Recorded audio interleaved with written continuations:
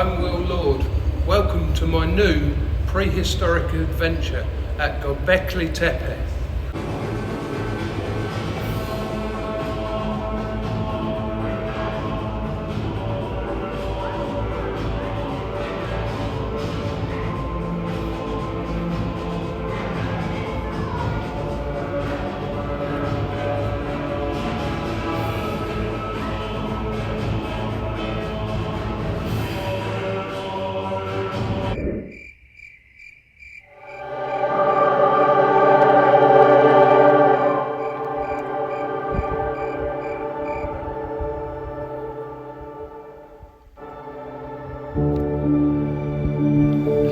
Welcome to the Fertile Crescent, 10,000 BC.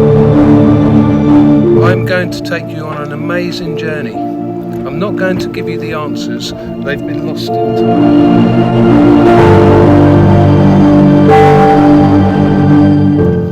I've travelled thousands of miles to bring you to the oldest man-made monumental structure in the world.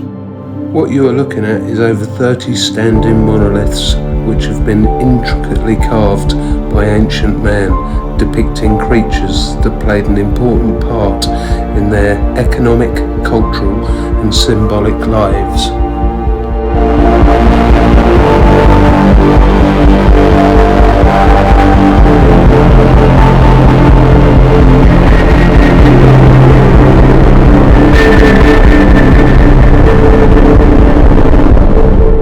Foxes and snakes play a prominent role in this spiritual theatre.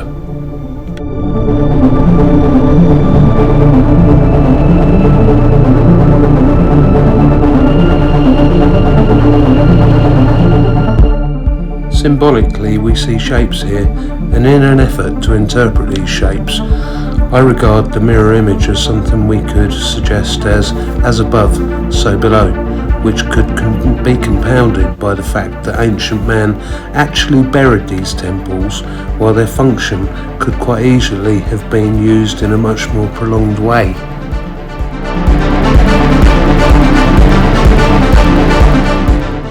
Another big aspect of this ancient environment is the inclusion of male sexuality to the exclusion of almost all females. Let's take a look at this sexualized element. Personally, I thought it was interesting that all the snakes here seem to have enlarged heads, alongside the foxes with, as you can see, their male genitals out. But alongside that, in the same region, almost at the same time, another temple was being built at Karahan. I don't know what was happening here, but its male representation is undeniable.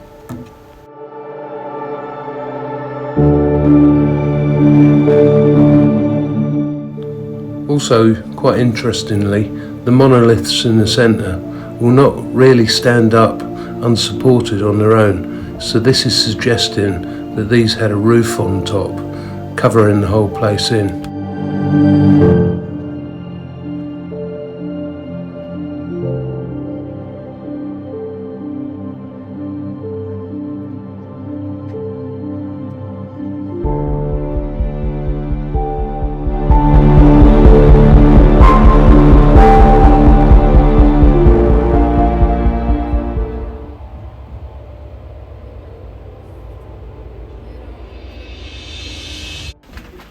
We've now moved to the far end, and this is level 2.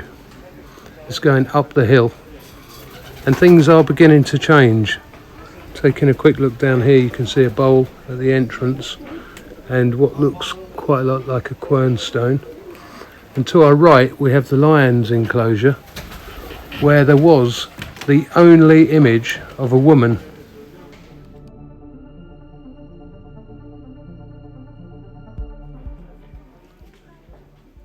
And the large stones are now somewhat smaller than what we saw in phase 3. If you move up right onto the surface, then you bump into what's known as phase 1, probably the most recent of all. Right, Nick, you're the expert around here. Come on, let's go off and have a chat about all this. Gets you thinking, doesn't it? It does indeed, yeah. I love what I'm seeing down there, but I still think I've got loads of gaps.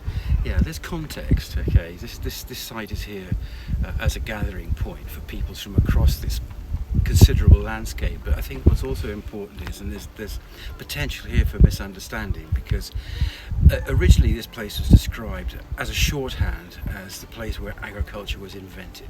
It's the wrong word, because agriculture is a process that started using wild seeds and wild animals for your sustenance, and gradually producing seeds and animals which you bred for your sustenance. That changes things, but it's a process that takes several thousand years, hundreds of generations even. But they call this the cradle of mankind? Yeah, in a sense, I think this is a metaphorical term, really. They say that this is where agriculture was invented, but it's wrong, because agriculture is something that emerges over hundreds of generations and possibly thousands of years. What you can say, however, is the very, very first domesticated grains, cereal grains, comes from something called einkorn. And einkorn, the wild varieties of einkorn, are just over our shoulder here, about 30 miles out towards that direction, in a place called Karajadar.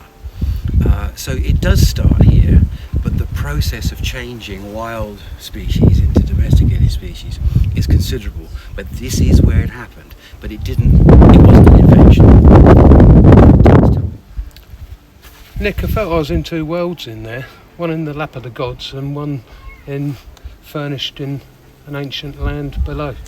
Yeah, I think Göbekli Tepe is certainly, the term temple has been used. I think it's probably wrong. I think it's more of a cultural and spiritual hearth where people commune to have discourse with the earth, with the sky, with spirits, with death, with transition and so on. So I think it's better to say it's a spiritual hearth. Well, I've personally found that interesting and fun.